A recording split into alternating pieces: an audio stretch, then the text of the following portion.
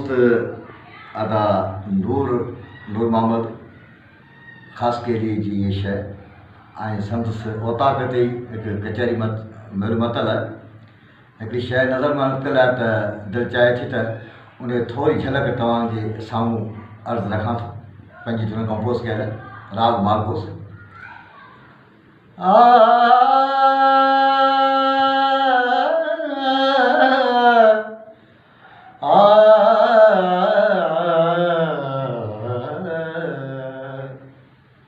ॾाढी मंदरकशी बहतरीन कयलसि। तुंहिंजे गिल ते किरियल वारनि तुंहिंजे गिल ते किरियल वारनि मुंहिंजो मोहे मन विधो तुंहिंजे गिल ते किरियल वारनि मुंहिंजो मोहे मन विधो ॾिसी फूह जवानी तुंहिंजी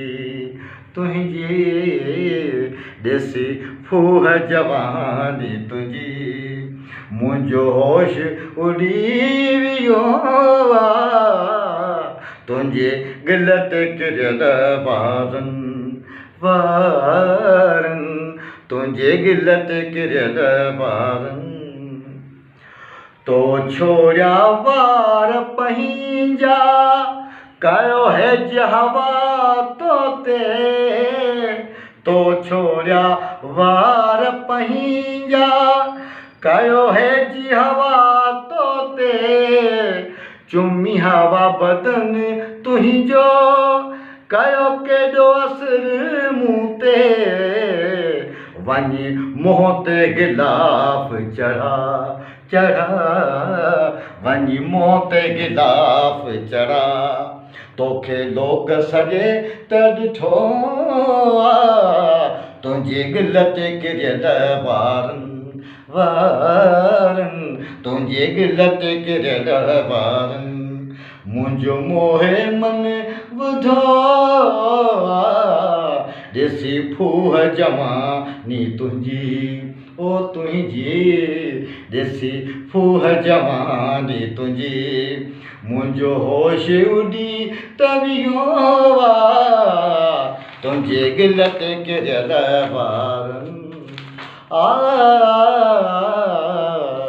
सॻियां इन मां खण थिया आसाता गुल ॻाढ़ा चौधारी जीअं चंड जे तारा थिया आसाता गुल ॻाढ़ा चौधारी जीअं चंड जे तारा सर्द हवा कया जियां ॾिसी ख़्याल तुंहिंजा प्यारा तुंहिंजा सपना थिया पूरा तुंहिंजा सपना थिया पूरा तोखे प्यार मिली वियो तुंहिंजे गिल ते किरियल वारनि जॾहिं मती हुई महफ़ल तोखे घूरियो अखियुनि सां तो घूरियो अखियुनि सां जॾहिं मती हुई महफ़ल तो घूरियो अखियुनि सां हर तरफ़ टहक हुया ॾिना टहक तो सहरनि सां ॾिसी ख़ासि खेॾी नूरल ॾिसी ख़ासि खेॾी नूरल तुंहिंजी महफ़िल छॾे